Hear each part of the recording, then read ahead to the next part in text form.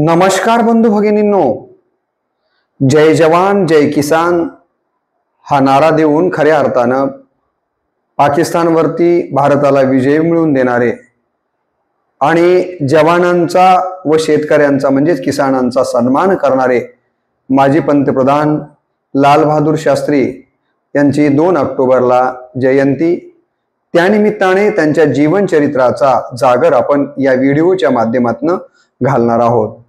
सर्वप्रथम मी लाल बहादूर शास्त्री यांच्या प्रतिमेला आणि विचारांना मनपूर्वक अभिवादन करतो आणि रामकृष्ण बदने या YouTube चॅनलवरती आपल्या सर्वांचं मनपूर्वक स्वागत करतो। लाल बहादूर शास्त्री यांचा जीवन कार्याचा आलेख घेत असताना आपण ही गोष्ट लक्षात घेतली पाहिजे की लाल बहादूर शास्त्री यांचा जन्म 2 ऑक्टोबर 1904 रोजी बनारस जवळील मोगल सराई या गावी माता राम दुलारी देवी व पिता शारदा प्रसाद यांच्या पोटी त्यांचा जन्म झालेला आहे। कुणाचा? लाल बहादूर शास्त्री यांचा। त्यांचं आडनाव या ठिकाणी वर्मा अशा पद्धतीचं होतं। त्यांचं आडनाव काय होतं तर वर्मा अशा पद्धतीचं होतं। आई त्यांना प्रेमानं नन्हे किंवा बचवा म्हणत असे। आईनं लाडानं लाल बहादूरजींना 2 नावं ठेवलेली होती। लाल बहादूर तर ते म्हणतच होते, परंतु नन्हे आणि बचवा या 2 नावांनी आई लाल बहादूर यांना बोलावत असे किंवा हे नावं त्या घेत असायच्या। असं सांगितलं जातं त्यांच्या जीवनातला एक प्रसंग की लाल बहादूर शास्त्री हे केवळ 4 महिन्याचे होते। आई वडील त्यांना प्रयागराज या ठिकाणी गंगा स्नानासाठी घेऊन गेलेले आहेत। एका बोटीमध्ये आई वडील आणि हे 4 महिन्याचं बाळ घेऊन आई वडील बसलेले असताना एकदम लाटा येतात त्या गंगेच्या पाण्यामध्ये आणि त्या लाटांच्या हेलकाव्यामध्ये हे जे बाळ त्यांच्या जवळ होतं ते अचानक कुठतरी पडतं आणि मग आई वडिलांची धांदल उडते की आपलं हे 4 महिन्याचं बाळ गेलं कुठं। आणि मग थोडा शोधाशोध केल्याच्या नंतर लक्षात येतं की दुसऱ्या एका बोटीमध्ये शेतकऱ्याच्या टोपलीमध्ये हे बाळ सापडतं। कल्पना करा, 4 महिन्याचं हे बाळ लाल बहादूर नावाचं त्याच वेळेला जर पाण्यामध्ये गेलं असतं तर या देशाला एवढा कर्तृत्ववान पंतप्रधान, एवढं कर्तृत्ववान व्यक्तिमत्वापासून मुकावं लागलं असतं। खरं तर आपल्या सगळ्यांचं या ठिकाणी भाग्य चांगलं म्हणूया की लाल बहादूर त्यावेळेला निश्चितपणे वाचले। लाल बहादूर शास्त्रींच्या बद्दल पुढे सांगितलं जातं की ते 1.5 वर्षाचे असतानाच त्यांचे वडील वारलेले आहेत। आजोबा शिक्षक होते, वडीलही शिक्षक होते। तर आता वडील तर गेलेले आहेत, मग लाल बहादूर यांच्या आजोबांनी विचार केला की आता मुलीला तिथे सासरला ठेवण्यापेक्षा आपल्याच घरी बोलवावं आणि म्हणून लाल बहादूर आणि त्यांचा परिवार आई सह सगळेच आपले आजोबा जे शिक्षक आहेत त्यांच्या घरी राहायला आलेले आहेत। ते 6-7 वर्षाचे असतानाच एक प्रसंग त्यांच्या जीवनातला सांगितला जातो की ते मित्रांच्या बरोबर एका फळबागेमध्ये फळं चोरायला हे मित्र सगळे गेलेले आहेत। त्याच्याबरोबर लाल बहादूरलाही बोलवलंय। लाल बहादूरची काही फळ चोरण्याची इच्छा नाही आहे, परंतु सगळ्यांच्या बरोबर जाणं भाग आहे म्हणून ते तिथे गेले जातात। त्या फळबागेमध्ये सगळी मित्र फळं चोरतात। हा बिचारा लाल बहादूर, त्याला चोरी कधी माहितीच नाहीये। तिथे उभ्या टाकल्या मित्रांच्या धाकानं त्या फळाची केवळ पानं तोडतो। तेवढ्यामध्ये फळ मालक ही चोरी करताना मुलांना बघतो, तो पळतच आवाज देत येतो। आता हे पोरं हुशार होती सगळी बाकीची, अशा कामामध्ये ते सगळे फळ काढून निघून जातात।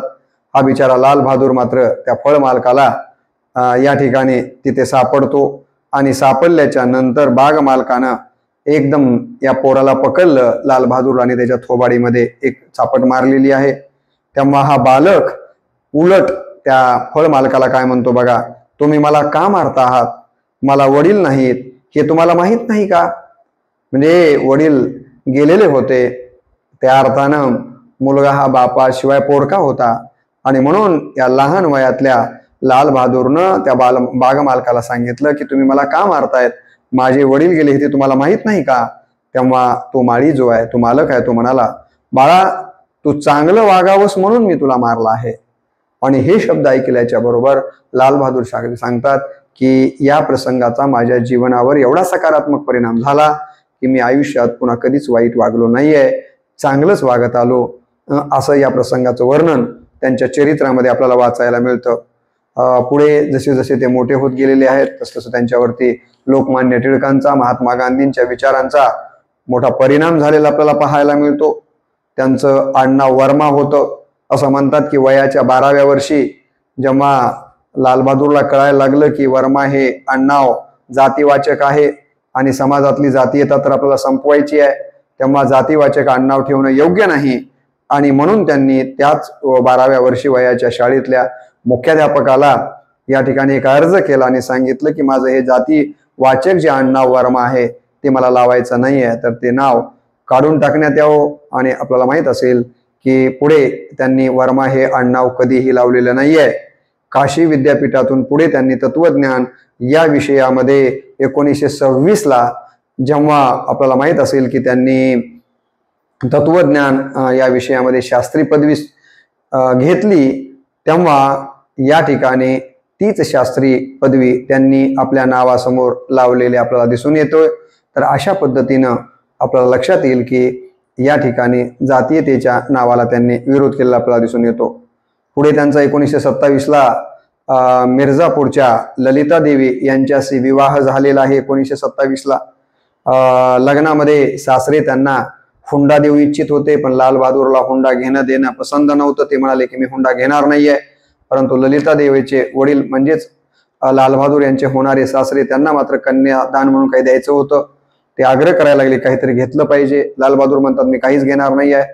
शेवटी सासरे ऐकत नाही आहेत. हे बघितल्याच्या नंतर ते म्हणाले द्यायचंच असेल तर एक चरखा आणि खादीचे काही कपडे द्या. आणि आपल्याला माहित असेल की हुंडा म्हणून नाही परंतु कन्यादान म्हणून या ठिकाणी ललिता देवीच्या वडिलांनी लालबहादूर यांना एक चरखा आणि खादीचे काही कपडे दिलेले आहेत.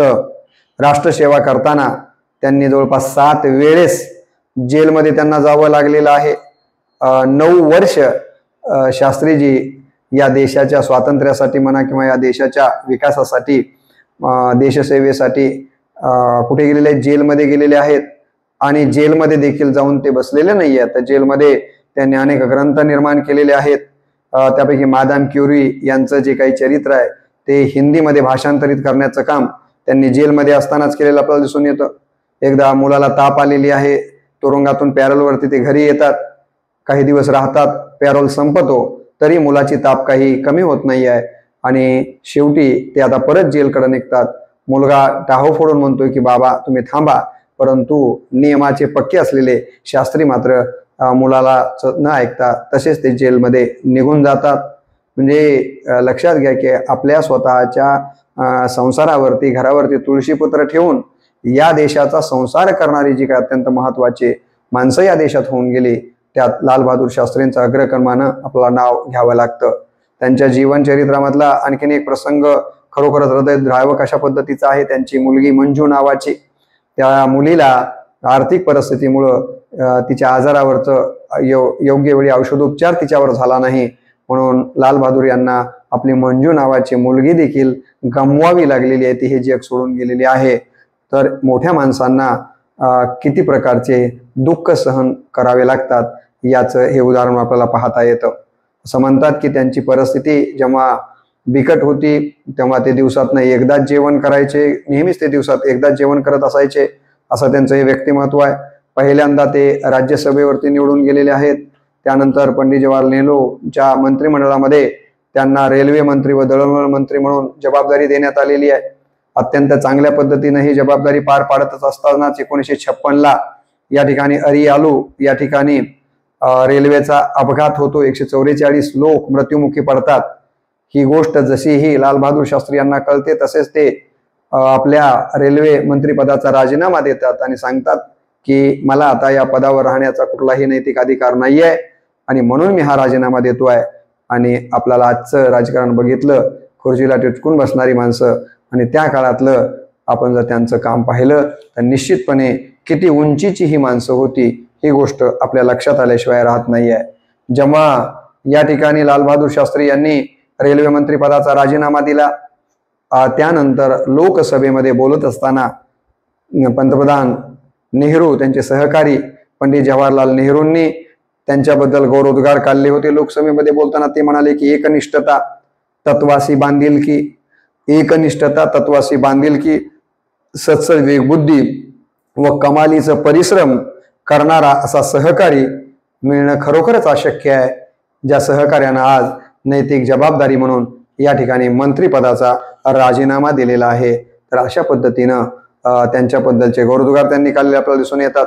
पुढच्या मंत्रिमंडळामध्ये त्यांना गृहमंत्रीपद देखील नेहरूंनी दिलेलं आहे आणि हे पद देखील त्यांनी अत्यंत चांगल्या पद्धतीने सांभाळले। पंजाब आणि आसामचा त्या काळामध्ये प्रश्न उपस्थित झाले होते, तर अत्यंत शिताफीने हे प्रश्न त्यांनी सोडवण्याचं काम केलेलं आहे। त्याच कालावधीमध्ये काश्मीरमधील मशिदीतून हजरत बाल या ठिकाणी चोरी गेलेला होता आणि यामुळं असंख्य पैगंबर प्रेमी नाराज झालेले होते। मोठा प्रश्न निर्माण झालेला होता की आता हा हजरत बाल कसा मिळवायचा। परंतु शास्त्रीजी जरी उंचीनं आणि देहयष्टीनं जरी छोटे असले तरी कार्यकर्तृत्वानं खूप मोठे होते। त्यांनी 8 दिवसामध्येच हा हजरत बाल पुन्हा परत मिळवलेला आहे आणि खऱ्या अर्थानं त्यांच्या कार्याची वाहवाही त्या कालावधीमध्ये सर्व देशभर झालेली होती। नेहरूंनी कामराज योजना या ठिकाणी आणली आणि त्या योजनेनुसार असं सांगितलं गेलं होतं की सगळ्या मंत्र्यांनी राजीनामे द्यावेत आणि पक्षाच्या उभारणीसाठी काम करावं। त्यावेळेला सगळ्यांनी राजीनामे द्यायला सुरुवात केली। काही जण देत नसतील, परंतु शास्त्रीजींनी पहिल्यांदा राजीनामा दिला। नेहरूंना त्यांचा राजीनामा अपेक्षित नव्हता, तरी परंतु नेहरूंनी विरोध केलेला असताना देखील ते म्हणाले की नाही, माझी देखील नैतिक जबाबदारी आहे की मी देखील मंत्रीपद सोडून पक्ष संघटनेसाठी काम केलं पाहिजे आणि म्हणून त्यांनी पक्षाचा या ठिकाणी मंत्रिपदाचा राजीनामा दिला नेहरूंच्या मनाच्या विरोधामध्ये आणि पक्ष संघटनेमध्ये काम केलेलं आपल्याला दिसून येतं। जेव्हा पंडित जवाहरलाल नेहरू 9 जानेवारी 1964ला या ठिकाणी त्यापूर्वी नेहरू वारल्याच्या नंतर 9 जानेवारी 1964ला नेहरूंच्या नंतर या देशाचे पंतप्रधान म्हणून 9 जानेवारी 1964ला शास्त्रीजींनी पदभार स्वीकारलेला आहे। लगेच एका वर्षाने आपल्याला माहिती आहे 1965ला पाकिस्ताननं भारतावर आक्रमण केलेलं आहे। तर या आक्रमणाला तितकं चोख उत्तर देण्याचं काम शास्त्रीजींनी केलं। याच काळात त्यांनी जय जवान जय किसान हा नारा दिला। भारतीयांना अनेक प्रकारचे प्रोत्साहन प्रबलन सैनिकांना शेतकऱ्यांना सगळ्यांना देऊन या ठिकाणी पाकिस्तानवरती दणदणीत विजय भारताला या युद्धामध्ये मिळवून दिलेला आपल्याला दिसून येतो। खरं तर या भारत पाक युद्धाच्या वेळेला त्यांचं वर्णन केलं जातं की शास्त्रीजी कसे वाटत होते, तर असं म्हणतात की भारताचा हा 5 फुटाचा पंतप्रधान पाकिस्तानशी युद्ध करताना हिमालया एवढा उतुंग वाटला। केवढा उतुंग वाटला, तर हिमालया एवढा उतुंग वाटला असं या ठिकाणी सांगितलं जातं। या युद्धानंतर 3 जानेवारी 1966ला जनरल आयुब खान यांच्याशी रशियाच्या माध्यमातून तह किंवा बोलणी करण्याचं ठरलं आणि त्यानुसारच या ठिकाणी लाल बहादूर शास्त्री हे पाकिस्तानला गेलेले आहेत ताशकंद करारासाठी आणि 10 जानेवारीला त्या ठिकाणी ताशकंद करार झालेला आहे। 10 जानेवारी 1966ला आनंदाचा क्षण आहे, परंतु लगेच त्या दुसऱ्या दिवशीच 11 जानेवारी 1966ला त्यांना हृदय विकाराचा झटका आला आणि शास्त्रीजी यामध्ये हे जग सोडून गेलेले आहेत। खरं तर शास्त्रींनी आपल्या आयुष्यामध्ये कधी भ्रष्टाचार केला नाही, परंतु जे कोणी भ्रष्टाचार करणारे असतील त्यांची देखील गय केली नाही आहे। अशाची चौकशी करण्यासाठी दास आयोगाची त्यांनी स्थापना केलेली आहे। भारत आणि श्रीलंका करार करून जवळपास 4 लाख तामिळी लोकांना भारतीय नागरिकत्व देण्याचं मोठं काम त्यांनी त्यांच्या कार्यकालावधीमध्ये केलेलं आहे। खरं तर या ठिकाणी त्यांच्याबद्दल असं म्हणता येईल की एवढा लहान पण एवढा महान हा व्यक्तिमत्व, लहान या अर्थाने की शरीरयष्टी आणि उंचीच्या संबंधाने आपण बोलतोय। एवढा लहान परंतु कार्य एवढं महान, एवढा छोटा परंतु कार्याने एवढा मोठा, एवढा गंभीर परंतु एवढा खंबीर अशा प्रकारचा हा नेता होता। त्यांच्या नावातच श्री आणि वास्तव अशा पद्धतीचं होतं। खऱ्या अर्थानं श्री आणि वास्तव या नावाला सार्थ करण्याचं काम शास्त्रीजींनी केलेलं आहे, हे आपण लक्षात घेतलं पाहिजे। राजकारण आणि तत्वनिष्ठा याचा संगम जर पाहायचा असेल आजच्या काळातही, तर आपल्याला लाल बहादूर शास्त्रींच्या चरित्राकडे बोट दाखवावं लागतं। ज्यांच्या मालकीचं पंतप्रधान असून देखील या देशामध्ये कुठंच घर नव्हतं। सर्व ऋतूत अंगरक्षण करणारा एकच कोट ते वापरत असत। सर्व ऋतूमध्ये अंगाचं रक्षण करणारा एकच कोट ते वापरत असत। पत्नी त्यांच्या फाटक्या कुर्त्यापासून ब्लाऊज बनवत असे। किती आश्चर्य वाटण्यासारखी गोष्ट आहे की या ठिकाणी पत्नी काय करत होती, तर त्यांच्या फाटके कुर्ते म्हणजे शर्ट जे आहेत त्याच्यापासून ब्लाऊज शिवून घालत होती आता यापेक्षा आणखीन काय त्याग असू शकतो हे आपण इथं लक्षात घेतलं पाहिजे. रेशनची साखर संपली, रेशनची साखर खायचे, रेशनची साखर संपली तर आपल्याला आश्चर्य वाटेल की आपल्या मुलांना ते बिना साखरेचं दूध प्यायला द्यायचे. इतका मोठा त्याग चारित्र्याशी तडजोड न करायची ठरवल्यामुळं, भ्रष्टाचाराच्या मार्गाने जायचं नाही हे ठरवल्यामुळं अशा प्रकारचं जीवन त्यांना जगावं लागलेलं आहे. आपला मुलगा जेव्हा या ठिकाणी आपल्याला माहिती आहे की लाल बहादूर शास्त्री गेले, ही बातमी आईला कळाली आणि आईला कळाल्याबरोबर एकदम आईची मनस्थितीच बिघडून गेलेली आहे आणि एका अर्थानं लाल बहादूर यांच्या आईच्या मनावरच परिणाम झालेला आहे. मी यापूर्वीच सांगितलं की ते आपल्या मुलाला बचवा असं म्हणत असायचा. ते नेहमी कुणीही घराच्या समोरून गेलं की म्हणायचे माझा बचवा आला, माझा बचवा आला, त्याचा जय जयकार चालू आहे, त्याचा जय जयकार चालू आहे, माझा बचवा, माझा देव मला एकदाच दर्शन दे, मला एकदाच दर्शन दे, माझा बचवा, माझा देव मला एकदाच दर्शन दे, असं म्हणत म्हणत आपल्या मुलाच्या जाण्याचा एवढा या ठिकाणी परिणाम त्यांच्या मनावर झाला की शेवटी आईनं अंतरुण धरलं आणि पुन्हा अंतरुणावरनं त्या उठल्याच नाहीत, हे जग सोडून गेलेले आहेत. तर आई आणि मुलाचं किती प्रेम असू शकतं याचंही एक उत्तम उदाहरण आपल्याला हे म्हणून पाहता येण्यासारखं आहे. भारत सरकारनं देखील लाल बहादूर यांच्या कार्याची पावती म्हणून त्यांना मरणोपरांत भारतरत्न हा या देशातला सर्वोच्च सन्मान देऊन त्यांचा गौरव केलेला आहे. 1991ला तामिळनाडूमध्ये त्यांच्या नावाने एक संस्कृत विद्यापीठ देखील स्थापन झालेलं आहे. त्यांनी त्यांच्या कालावधीमध्ये महिला कंडक्टर नेमण्याचा निर्णय घेतलेला होता. लोकांना नियंत्रित करण्यासाठी त्या कालावधीमध्ये लाठीचार्ज केला जायचा पोलिसांच्याकडनं, तर त्याऐवजी त्यांनी पाण्याच्या फवाऱ्याच्या माध्यमातून लोकांना नियंत्रित करण्याचा एक नवीन मला असं वाटतं पायंडा म्हणा किंवा नवीन निर्णय घेऊन तेव्हापासून त्याच पद्धतीचं लोकांना लाठीचार्ज करून जखमी करण्यापेक्षा असा एक दुसरा मार्ग अत्यंत सोपा आणि महत्त्वाचा त्यांच्याच कार्यकालामध्ये घेतलेला आपल्याला दिसून येतो. मी आपल्याला सांगितलं की जेव्हा त्यांनी रेल्वे मंत्रिपदाचा राजीनामा दिला आणि मंत्रिपद सुद्धा कामराज योजनेच्या माध्यमातून गेलेलं आहे, अशा वेळेला त्यांनी आपलं जगणं साधं ठेवलेलं आहे.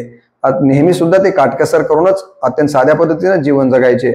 असं म्हणतात की एकदा त्यांच्या पत्नीनं, शास्त्रीजींच्या पत्नीनं आपल्या मुलाकडे इच्छा व्यक्त केली की बाळा मला तुझ्या वडिलांच्या बरोबर सिनेमा बघण्याची इच्छा आहे, कारण ते आपल्या पतीला डायरेक्ट म्हणू शकत नव्हत्या आणि म्हणून आपल्या मुलाकडे ती इच्छा व्यक्त केली. मुलगा वडिलांच्याकडे आला, म्हणाला बाबा आईला तुमच्याबरोबर सिनेमा बघण्याची इच्छा आहे, आम्हाला असं वाटतं की तुम्ही तो सिनेमा बघण्यासाठी आई बरोबर जावं. तेव्हा लाल बहादूरनी काय उत्तर द्यावं? बाळा म्हणाले काही हरकत नाही, ती माझी अर्धांगिनी आहे, मला तिच्याबरोबर तर गेलंच पाहिजे, तिची इच्छा पूर्ण केली पाहिजे, मी तिच्याबरोबर नक्की सिनेमा बघायला जाईन, पण तुझ्या आईला हे सांग की सिनेमा 3rd क्लासवरच बसून बघावा लागेल, बाल्कनीमध्ये किंवा फर्स्ट क्लासवर बसून बघता येणार नाही. मुलांना विचारलं बाबा आपण एवढ्या मोठ्या पदावर आहात आणि तुम्ही 3rd क्लासवर असं का म्हणताय? तेव्हा लाल बहादूरने दिलेलं उत्तर अत्यंत महत्त्वाचं आहे. लाल बहादूर म्हणाले बाळा मी 3rd क्लासवर यासाठी म्हणतोय की या 3rd क्लासवर सिनेमा बसून बघणाऱ्या लोकांची संख्या या देशामध्ये 80% आहे आणि 20%च लोक त्यापेक्षा वरच्या दर्जाचा सिनेमा बघू शकतात. मी 80% लोकांचं नेतृत्व करतो आणि म्हणून त्यांचं नेतृत्व करणाऱ्या माणसानं त्यांच्याच जागेवर बसून सिनेमा बघितला पाहिजे आणि म्हणून माझी ही आट आहे. तर लक्षात घ्या, असं म्हणतात की ते वारले तेव्हा त्यांच्या नावावरती कुठेच एखादंही घर नाही आहे, बँक बॅलन्स नाही आहे. कुणीतरी सांगितलं की त्यांच्यावर काही कर्ज देखील राहिलेलं आहे. या देशाच्या गृहमंत्री राहिलेले, या देशाचे दळणवळण रेल्वे मंत्री राहिलेले, या देशाचे पंतप्रधान राहिलेल्या व्यक्तीच्या बाबतीमध्ये मी हे सांगतोय. खरोखरच ऐकत असताना आपल्याला देखील आश्चर्य वाटल्याशिवाय राहणार नाही आहे. मंत्रीपद गेल्याच्या नंतर त्यांनी महागड्या भाज्या खायचं जे काही आहे ते बंद केलेलं आपल्याला दिसून येतं. त्यांच्या कुटुंबाशी त्यांनी ते सांगून टाकलं की आता भाज्या आणायच्या नाही आहेत.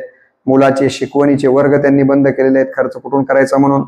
कपडे धुण्यावरचा खर्च त्यांनी कमी केलेला आहे आणि स्वतःचे कपडे स्वतः या ठिकाणी ते धुताना आपल्याला दिसून येतात. तर अशा पद्धतीचं त्यागाचं, उच्च चारित्र्याचं आणि मला असं वाटतं की तत्वनिष्ठ राजकारण करणारं व्यक्तिमत्व म्हणून लाल बहादूर शास्त्री यांच्याकडे पाहावं लागतं. अशाच तत्वनिष्ठ राजकारण करणारे महात्मा गांधी आणि लाल बहादूर एकाच दिवशी जन्माला येतात. यावरून या दोघांचंही आपल्याला लक्षात येईल की चारित्र्याचे महामेरू म्हणून यांचा उल्लेख करावा तेवढा कमी आहे. मी दुसऱ्या व्हिडिओमध्ये आपल्याला महात्मा गांधींच्या जीवनचरित्रावरही आपण बोलणारच आहोत. आज आपण या ठिकाणी लाल बहादूर शास्त्री यांच्या चरित्राचा जागर घातला. मला या जयंतीच्या निमित्तानं माझ्यासह आपल्या बाकीच्यांच्यापेक्षा राजकारणामध्ये काम करणाऱ्या आमच्या राजकीय क्षेत्रातील बंधू भगिनींना विनंती करायची आहे की या देशामध्ये राजकीय क्षेत्रात तत्वनिष्ठतेनं इतकं उच्च दर्जाचं काम करणारा एक नेता याच देशात होऊन गेलेला आहे. तेव्हा त्यांच्या जीवनातला एखादा क्षण, एखादा कण आपण आपल्या आयुष्यामध्ये उतरवावा आणि खऱ्या अर्थानं देशसेवेसाठी राजकारण करावं, समाजसेवेसाठी राजकारण करावं. केवळ मी आणि माझं एवढ्यापुरतंच राजकारणातनं भौतिक स्वतःचा विकास, आता बापामागं नातून, नातूमागं पंतून, लोकशाहीच्या पोटात घराणेशाहीचे जंतू असं न करता आपण या देशासाठी आणि या देशातल्या सर्वसामान्य माणसांच्या विकासासाठी भ्रष्टाचार मुक्त काम आम्ही करू अशा प्रकारची शपथ सर्व राजकारण्यांनी घ्यावं. आणि त्याचबरोबर शास्त्रीजींच्या जीवनातले जगत असतानाची उच्च मूल्य बाकीच्या सगळ्या समाजानं आपल्या जीवनामध्ये आचरावेत.